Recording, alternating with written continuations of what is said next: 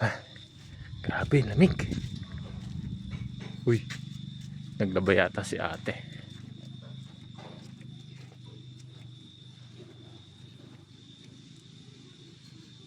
Naku, sarado bintana. Teka, yun, bukas pinto. Si kuya, tulog na. Ate, magandang gabi po. Pwede po makahingi ng paminta?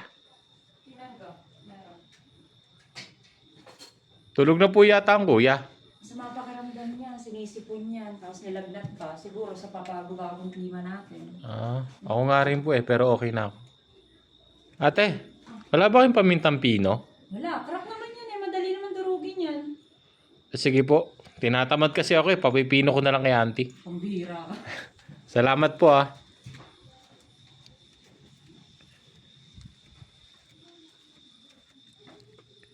Teka, makahingi na rin pala ng sibuyas tsaka luya. Tulog naman si kuya, wala magagalit. Mabait naman si ate.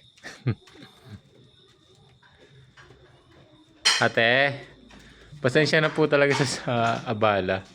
Pwede po makahingi ng sibuyas tsaka luya? Pasensya na po. Nako, sibuyas lang meron. Sige po. Okay lang? Okay lang po. Salamat po, te. Yeah. Te, salamat po dito sa paminta at saka sibuyas, ha. Bali sa susunod po, may utang kayo sa aking luya. Oo talaga, buisit ka talaga. Kanina ka pa.